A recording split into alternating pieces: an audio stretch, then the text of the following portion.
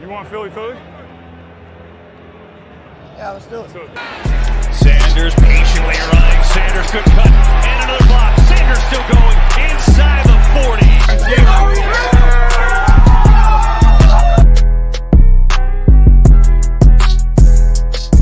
NFC East champs. Divisional champs. NFC champs. And world champs.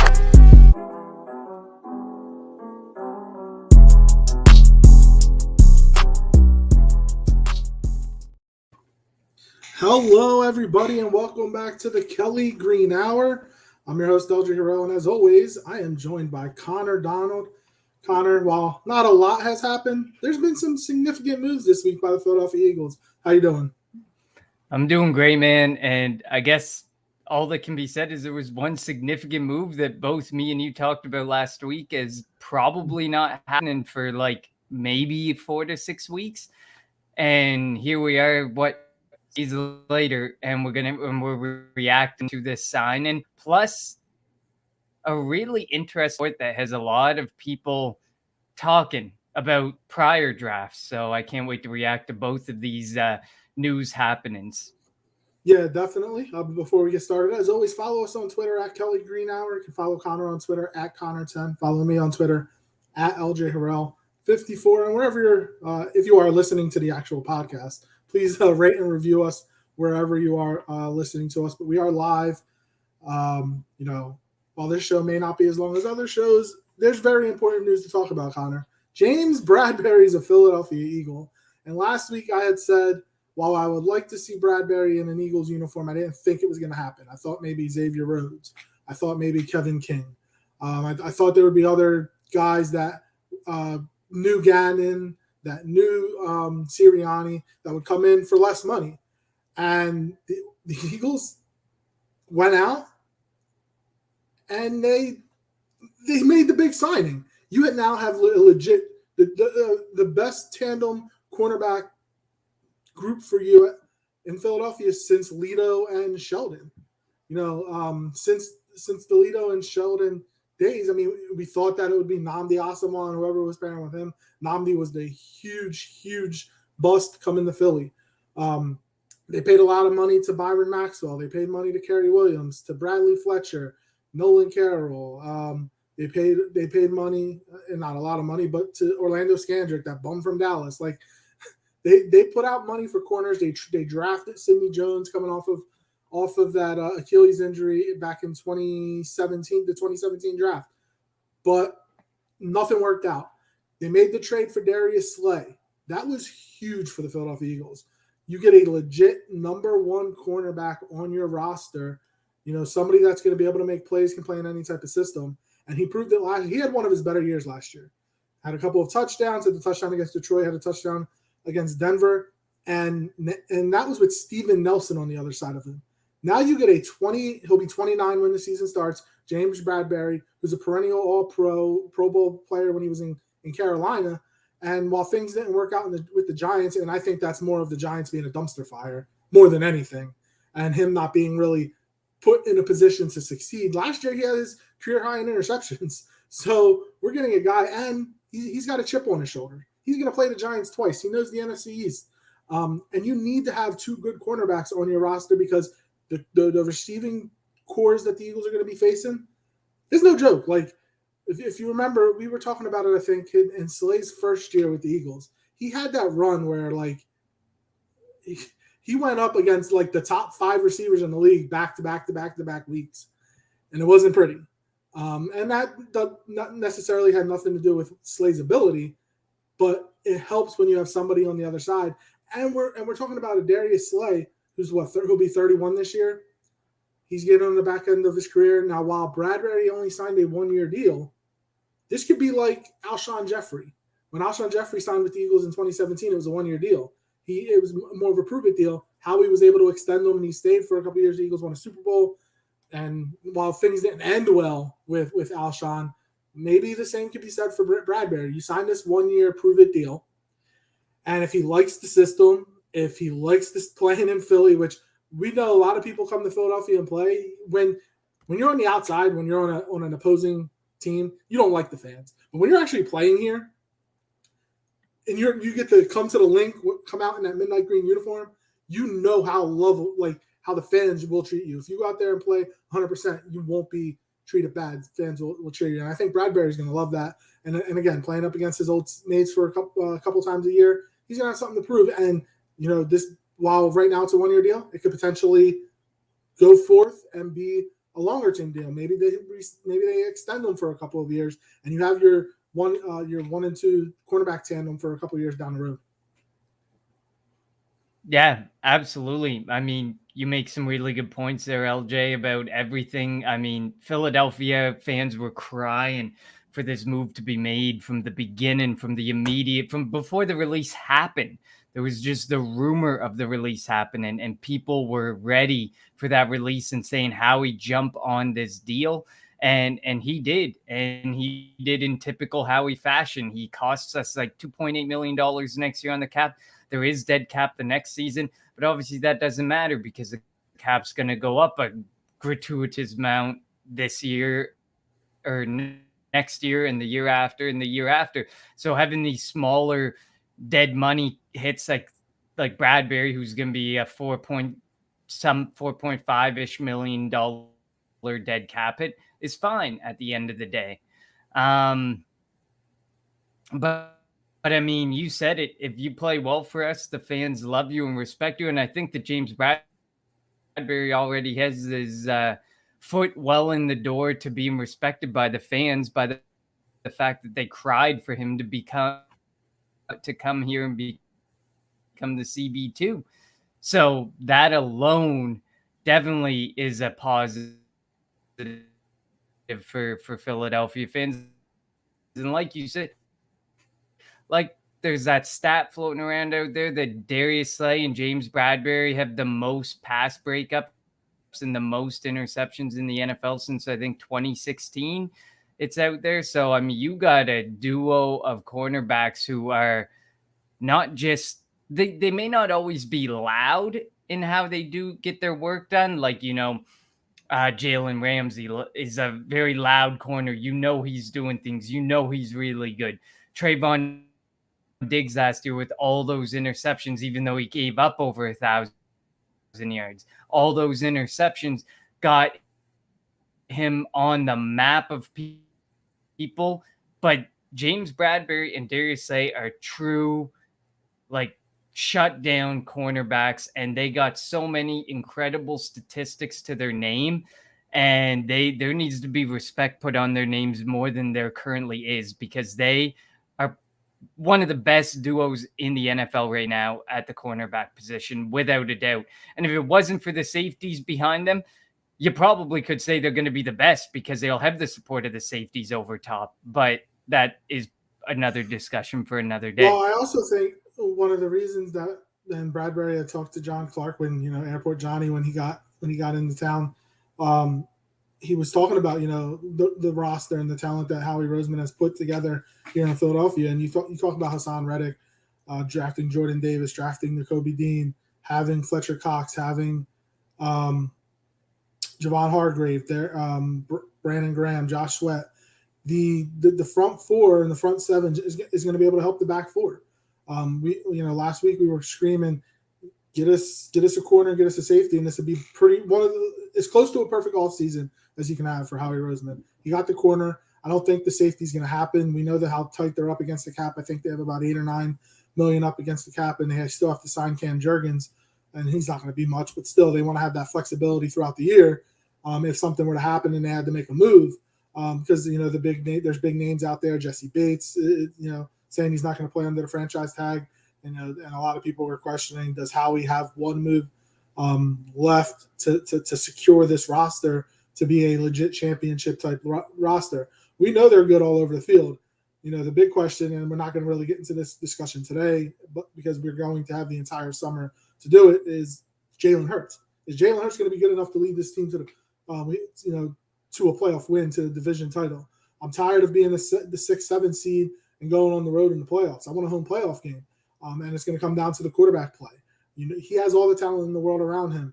Devontae Smith, A.J. Brown, Dallas Goedert, Miles Sanders, the best offensive line in football. Quez Watkins, Zach Pascal. He has the weapons around him. It's going to be up to Jalen Hurts to lead the offense. Defensively, the big question is going to be Jonathan Gannon. So we had a comment about from Dave. Good morning, fellas. I'm liking this early show, and I actually am too. So good point, Dave. But I was talking to Dave earlier this week, and I had asked him about James Bradberry because me and him, we like to bounce stuff off of each other, and we kind of had the same sentiment. It's a great signing, but we still have Jonathan Gannon running defense. We're at a point now. If the offense, it comes down to Jalen Hurts, and this is his prove it year. For Gannon, this is his prove it year. We know there's a lot of talk of what type of leader he is, but I don't care about that or what type of leader he is in terms of running a franchise. I don't care about that. I want to know what type of leader he is in terms of running our defense. I don't want to see the safeties playing 50 yards back. I need to see aggressive. We were 31st in the league in sacks last year with 29, I think. That can't happen. We have to be in the 40s. We have to be in the 50s.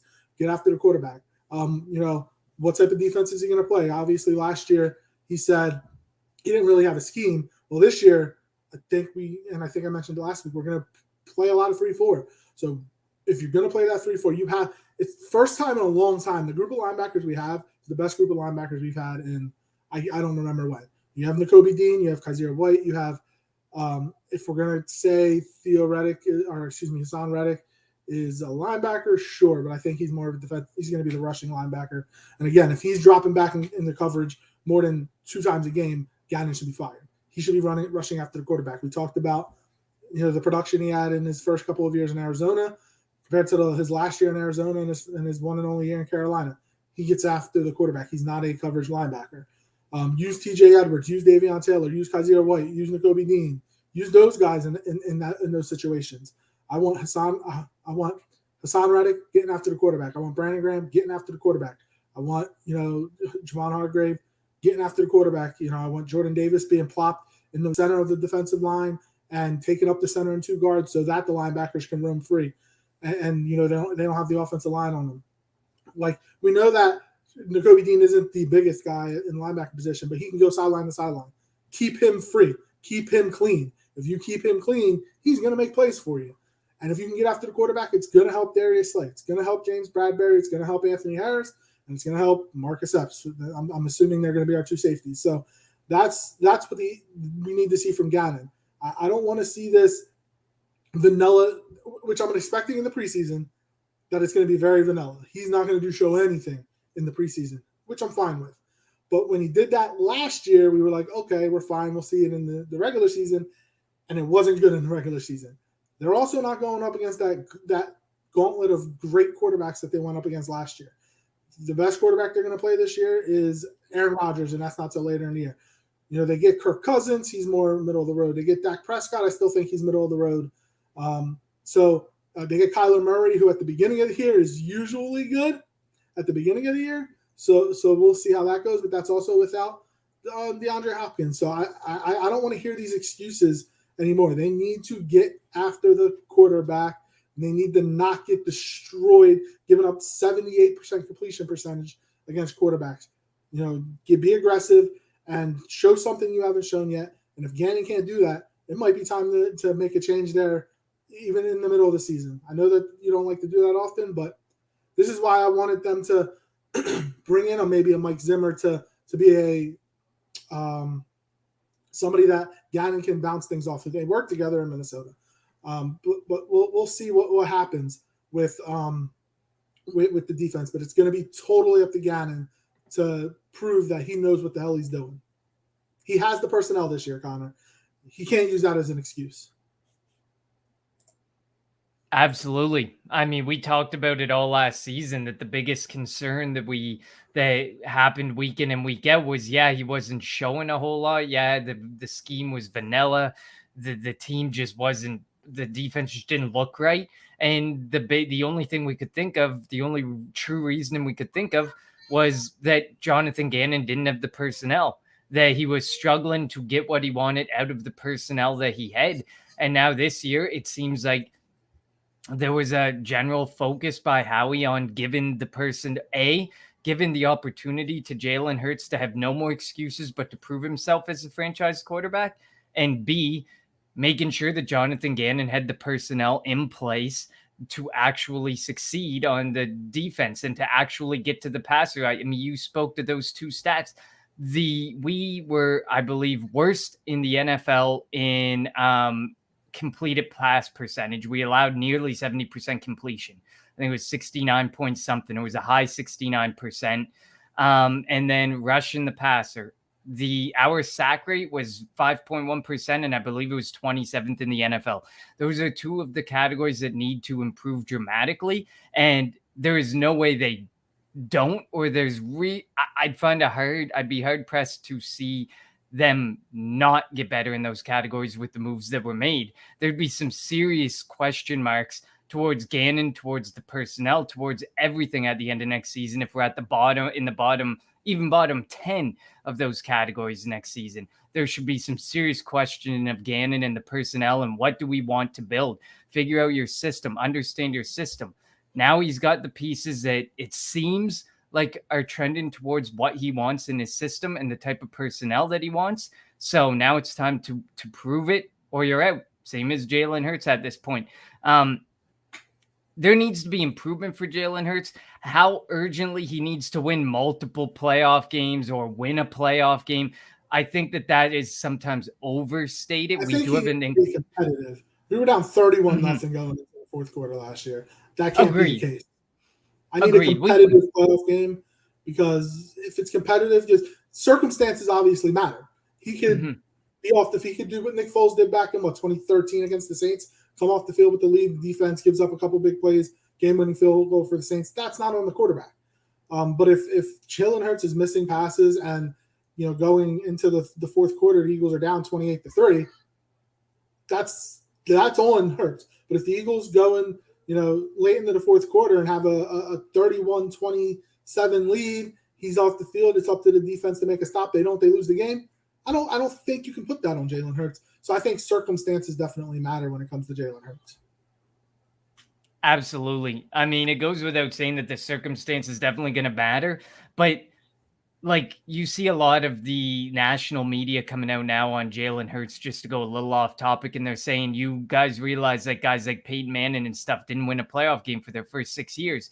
And yet here we are saying if he doesn't win one playoff game, that he should be out and that we should abandon the plan that we have in place. Manning was different though. Like he was the number one overall pick. You knew what you were getting in Peyton Manning. We don't really know for sure what we're getting in Jalen Hurts. Like if you go back to his college career, he wasn't a great thrower. He was a good runner. Then he went to Oklahoma, was all right thrower, but in Lincoln Riley's offense, everybody's open. So you better be able to make those plays. Playing in the Big 12, they don't play defense. You better make the plays. So, like, again, this is another sense where, like, just using your two eyes, like using common sense, you can tell, like, all right, look, while he's such a likable guy, it's not all about being likable. You need to go out and make big plays, and you need to be able to throw the football down the field, and you need to be able to connect your two receivers. And the type of offense and the players that Howie Roseman has around him, look, Jeffrey Lurie doesn't want to run the football. He wants to be a passing team. That's what the NFL is. I say it time and time again. You're not going to be able to win a Super Bowl running the ball 50% of the time or running more than 50% of the time. You have to be able to throw the ball. You can't keep having these long, sustained drives because that means there's more opportunity for mistakes. You need to be able to score in one play. Like we had that 91-yard pass to Quez Watkins last year. Didn't even score any points on that drive. That can't happen. You need to be able to score points. So, again, circumstances matter when it comes to Jalen Hurts. And even, like, you can't compare Hurts to Peyton Manning. They're two totally different quarterbacks, and we all kind of knew what Peyton Manning was. As much as I didn't like Peyton Manning, like we knew what Peyton Manning was eventually going to turn into. Now, obviously, there's the Jamarcus Russells and Ryan Leafs where they get picked, 1, 2 overall, and the expectations are high, and we think we know what they're going to be, but they don't turn into who they're going to be. But I mean, while I think Hurts is better than those two, I just don't know where he's going to fall on that spectrum of quarterbacks. Even Carson Wentz and Jared Goff were supposed to be better than what they were, and we're seeing that ripple effect. Yeah, at least we have a Super Bowl. That's all we can say. But yeah, I agree with Dave. He says Hurts just has to prove he can make reads and throws, just be a competent QB for this offense, which I agree, because I agree with Dave in that he says we can't because we can always lean on the run game if need be. I agree with that. We can lean on it, but when we ask Hurts to make those 2, 3, like there were drives where we asked him to throw the ball 2 or 3 times, and those were the drives that ended in nothing because he couldn't complete the passes. He wasn't able to make the plays on the offensive side of the football. That is the big thing. If he is capable of, making that throw, we can lean on it. We can run 50% of the time if that's where we're most effective. But when we ask him to throw the football, he needs to make those plays. If he needs to get 7 yards on a pass because it's 3rd and 7, he needs to get 7+. He needs to get 10, 12, 15 so that the running attack can continue to go at it. Because as we do see in the NFL, although it is a pass-heavy league and pass-friendly league, if your defense is out there a lot, they become exhausted, they become inefficient, they become ineffective. So having a really good, and we've seen that. Look at the Chip Kelly era. Our defense was on the field for 70% of games, 80% of games, because he had this high-octane offense that you scored within 2 or 3 minutes, but then the other teams knew to counteract it, just keep the defense on the field, and mistakes would begin to happen. 30 seconds. Exactly.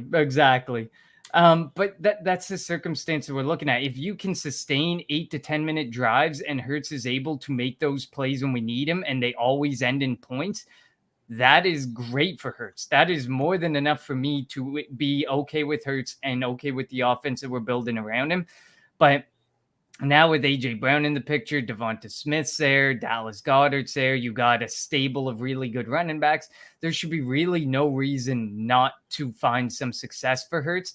And while he got better at staying in the pocket later in the season, what I did notice is the reads and the throws were still not effective.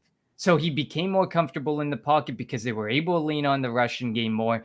But at that same time, he wasn't making the proper reads. It wasn't his arm strength was off. I would say his anticipation was off. There was issues with anticipating the route, where that player would be, hitting the guy, seeing him and hitting him before the guy catches the football. You talk about anticipation all the time. If you know that guy's running an in-breaking route, you should be throwing that ball before he in-breaks. You should have that anticipatory skill to do that. There were a lot of times where it looked like Hurts was waiting for the receiver to get wide open. I mean, there was the one throw in Denver when it was Smith up against Patrick Surtain. He threw it up in the end zone. So Smith went up and caught the ball, made a play. But a lot of the times, like he was waiting. He was not anticipating them getting open or throwing to where they should be. He was waiting for them to get wide open before he threw the ball. And Carson kind of had that issue too. But it really, you can really see it with Hurts. But kind of take it back to the James Bradberry signing. So there was a report that there were about 11 or 12 teams that called Bradberry. How badly did the Giants royally mess that up? Because if there were that many teams willing to sign him, they probably could have traded him. And B, are you shocked that he chose the Eagles for less money? Because there was that other report that there were other teams that were offering him more money. And so kind of go off of those two questions.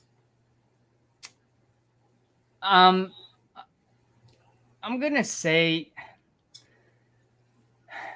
I'm a little surprised, but something must have happened. There must be something with circumstance there that just wasn't working. I mean, the biggest report was that, the biggest report flown around is that he finds the scheme better, that this is a scheme he needs. Maybe there was something with scheme, but I mean, to eat $11 million dead is a lot of money. And he had interest because the reports are out there that there was 11 teams that formally reached out to him.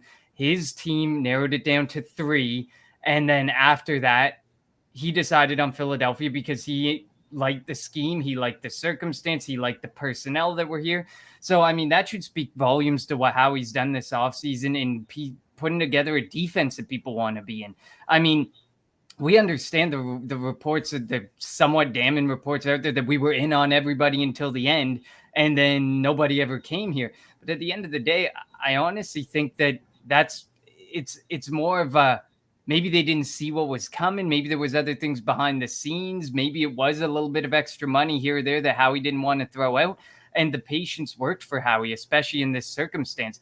But like James Bradberry had a down season last year, but not to the extent that I would have eaten $11 million of dead cap and said, see you later. Like there must have been something more behind the scenes that maybe the report will come out down the road with whatever happened with the new management, but just doesn't feel right. Like, you should have been able to deal this guy for any type of draft capital return, like even a day 3.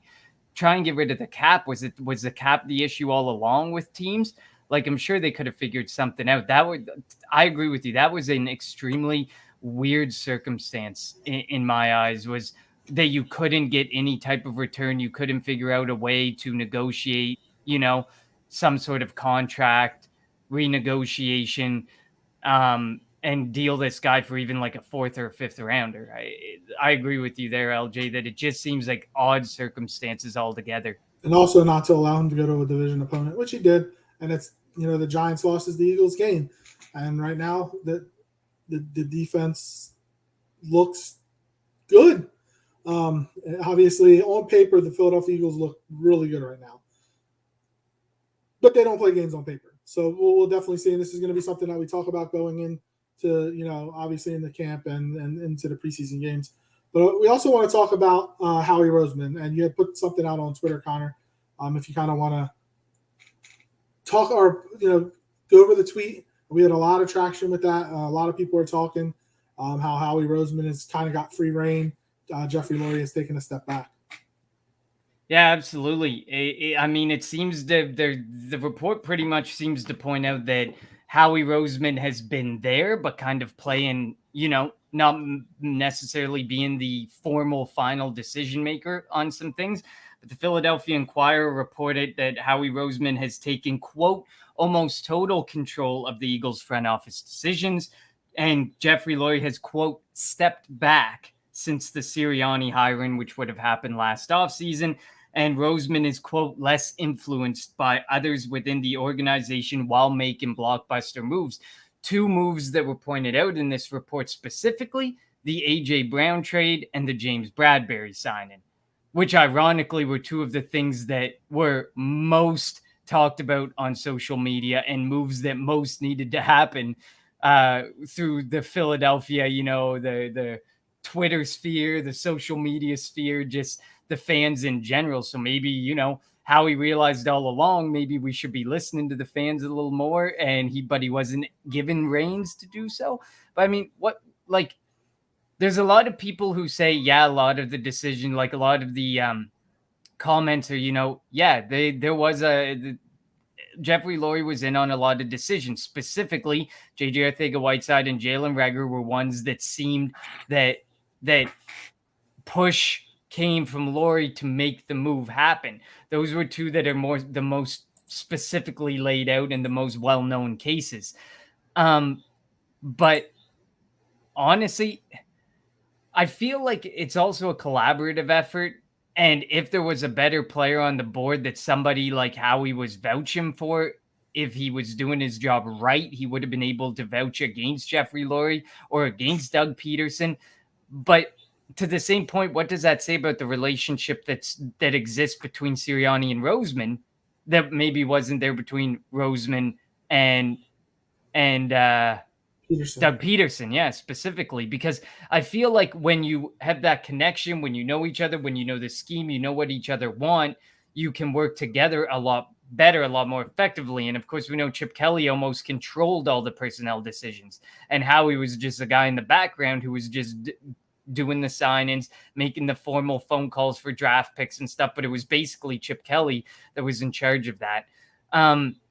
So what are your thoughts on this report, LJ? A lot of people are pointing the finger immediately. Yeah, I knew Jeff Lurie was the issue, but is it Jeff Lurie completely? This report doesn't necessarily absolve Howie from some of the decisions and some of the situations that have taken place over the last couple of years under Doug Peterson. I find it weird that once they bring in somebody who's never coached before, like had a head coaching job before, and once they bring him in, then it's like, all right, you get free reign. Doug Peterson won a Super Bowl, and they still were trying to control his staff. Like that it makes sense to me at all. Now I'm not saying like Doug it should be the end all be all and knows what he's doing, but like I feel like he should still have Dave's comment. Chip Kelly's best acquisition for us was that closet. Dave doesn't like Chip Kelly, or excuse me, Dave doesn't like Howie at all. So I that's funny, Dave. But I still find it weird. Like, what is it about Sirianni that allows them to kind of have a more open dialogue and whatnot, not mess with his staff and whatnot that Doug didn't have? And again, Doug won a Super Bowl here, and like it was more, that we had that one press conference where was it Grow? I think he's going to be here, and 2 days later he was fired. I don't know if it was Grow or somebody else. I forget, Press Taylor or whatever. But I just thought that was weird. I know that there was a lot of talk, like people didn't want Jeffrey Lurie to turn into Jerry Jones, have him have a lot of say, and be the end all be all, because like you're the owner. Just because you're the owner of a football team doesn't really necessarily mean you know how to scout. You know all this stuff. And then I go back to this. Doug Peterson was doing an interview before he became the Jags coach. I think it was with John Clark, and they were talking about the Rager pick, and and the question came across something about like when you guys drafted Rager, ... And Peterson said we, and it's like, so who had the final say on the Rager pick? Because if you're talking to Doug, it wasn't him. If you're talking to Howie, it wasn't him. So like, I don't know. It's just a lot of things you have to try to dig into, because nobody's going to be straightforward with these answers.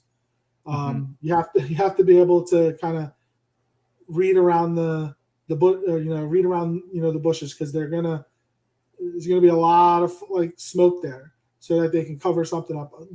Look, Howie, the last 2 years, Howie has been pretty damn good, but you can't forget about the misses. Marcus Smith, was that him or Chip? Who knows? But still, Donald Humphreys, the Sidney Jones. As much as I love Sidney Jones, obviously it was the wrong pick. Who had the final say on that? It took them how many years to start drafting Alabama players? They were more going for need instead of just best player available. The last 2 years, it seems like they've gone best player available.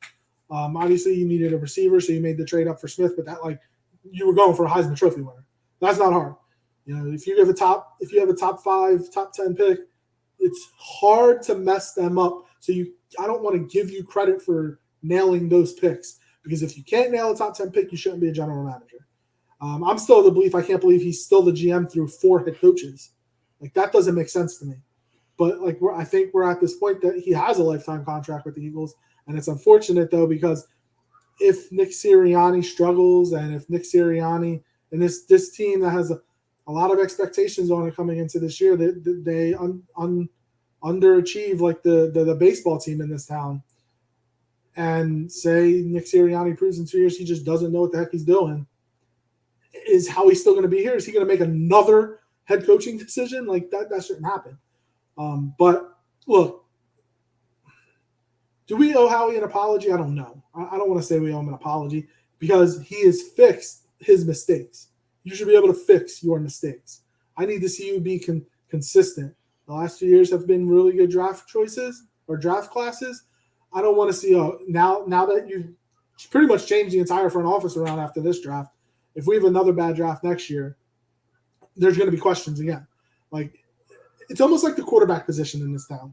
You could be good one game, and if you have a bad game the next day or the next week, you're going to be questioned. Well, the same thing's going to be for Howie Roseman. You had a good draft last year. You had a good draft this year. All right, that's 2. If you have a bad draft next year, you're going to be questioned again. So, I mean, it is an interesting topic. Howie Roseman's going to always be a topic of conversation in this town. And there's going to be people that love him, people that hate him. But he's going to be here, unfortunately. I mean, he's going to be here for the long term, unfortunately, it seems like. So we got to get used to it. Yeah, absolutely. I mean, at the end of the day, it seems like he may just move around, like we said, get these different glorified positions within the staff. But I think he's always going to be around. It's just how many more mistakes can he make as a manager? And, I mean, for most of us, we'll never understand and know the inner workings of these franchises and what goes on behind closed doors. We know mostly with the Dallas Cowboys because Stephen Jones and Jerry Jones do not shy away from media appearances. They They do not shy away from making their opinion very well known about what players they like, what players they don't like, who they want, who they don't want. They make it very clear. They like Jerry Jones even has his own spot, like at least one spot weekly on Dallas radio where he's talking and he is literally making his opinion apparently known. Howie used to have that in Philly, but he kind of stopped it.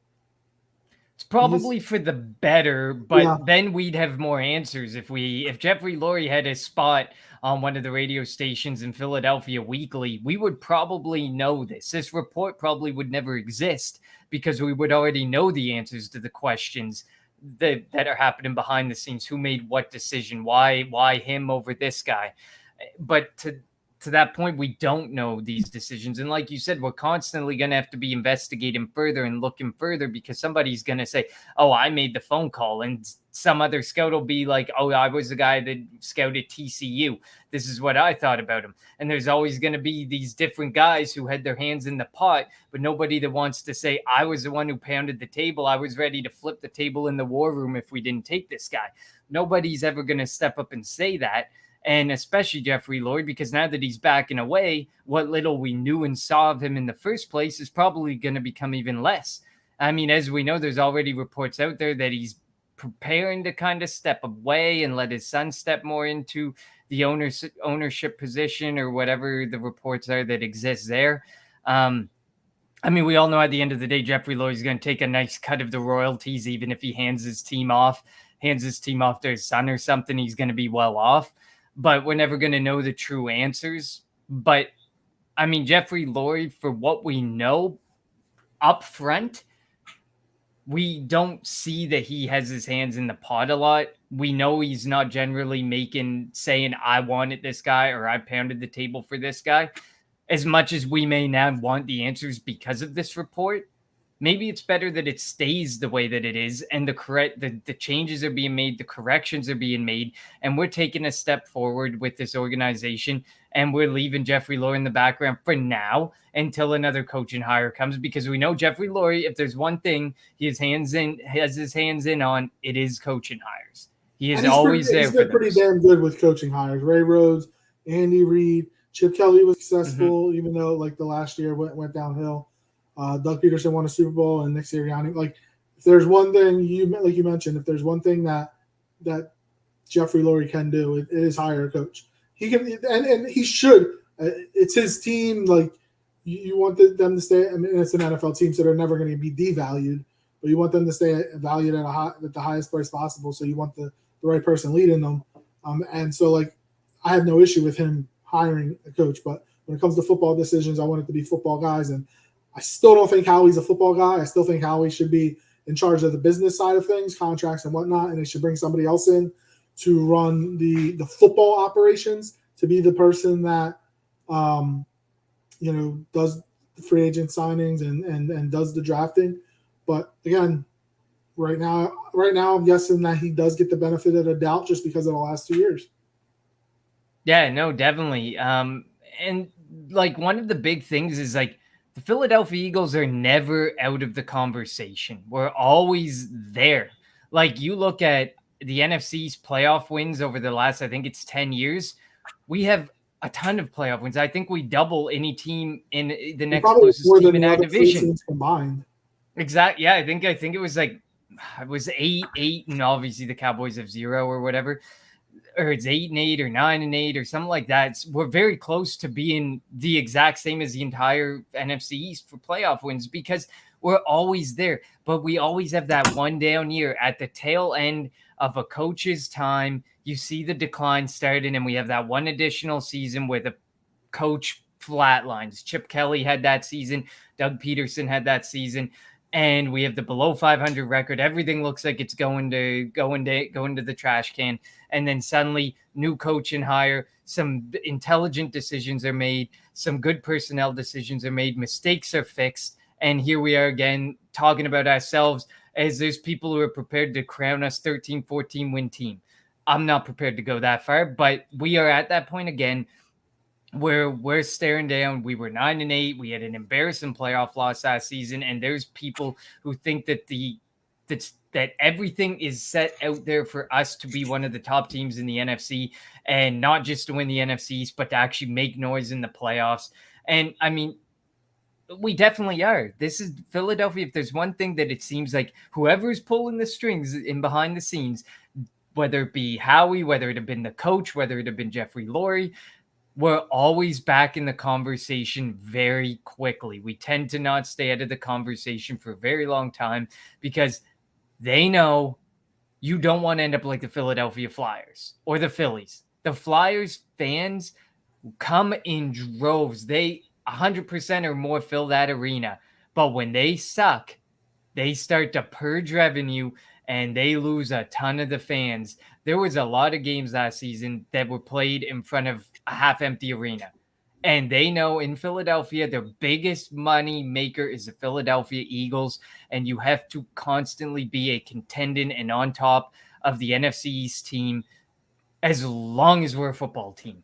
I don't think it would matter if we're the NFC East or whatever NFC division or AFC division we'd be in. We would have to be at the top or constantly in the conversation to do something because that's just what this fan base demands. And we have to respect that whoever is pulling the strings is keeping us up there. We may have one down year or a decline in year and then a major down year, but we always start the incline back up again. So at the end of the day, whoever's making the decisions, some wrong decisions get righted after a while, and especially we're seeing that this year. Yeah, and if one of the other teams in town make a big move, you can kind of rest assured that Howie's going to go out and try to top it. That basketball team got James Harden, and while it took a while, the Eagles, a couple years ago, we were talking about how old this roster was. Now we have so many players under the age of 25, 26, 27, like that they have just changed it all. Like now we are a young team. The left side of your offensive line, very young, probably the best left side of the offensive line in football. Your starting receivers, AJ Brown's 25, will be 25 when the season starts. Devontae Smith's 22, 23. Starting running back, starting quarterback. Like your offensive line. Even Quez Watkins is like 24 years old. Yeah, he's young too. Like your starting offense, minus two of your offensive linemen are just really young. So they can build together. On the defensive side of the ball, they started bringing in young talent. Jordan Davis, Nakobe Dean, Kazir White is even young. Now you just want to we want to be able to use next year's assets, not to get a quarterback, but to be able to continue to build the young defense. And if they're able to do that, if Jalen Hurts is able to prove that he can be the franchise quarterback, that's what's best for the Philadelphia Eagles. So we'll just see if that's what's able to happen this year. Because again, I want to win the division. This is why the Eagles were going after all these quarterbacks, because if you have the best quarterback in the division, you have the best chance at winning the division. And by winning the division gets you a home playoff game, at least one home playoff game. Exactly. I'm not expecting them to be the number one seed and get the bye. You're gonna have to win 13, 14 games to do that. I'm not expecting that this year. But give me 11 wins, give me 12 wins, and win the division. Dallas took a step back. Giants probably took a tiny step forward. Washington probably took a tiny step forward. The Eagles took a step forward. Dallas is coming back to you. Now you want to jump over them. Dallas has owned you for the last couple of years. That can't continue to happen. You have to be able to beat Dallas, win a division, get a home playoff game, and anything can happen from there. Absolutely. And there was one thing when you bring up the quarterback position, there was one point made in trying to follow along with the tens of comments that continue to come into this post. One person did say, if we have Russell Wilson, does Howie make the same moves?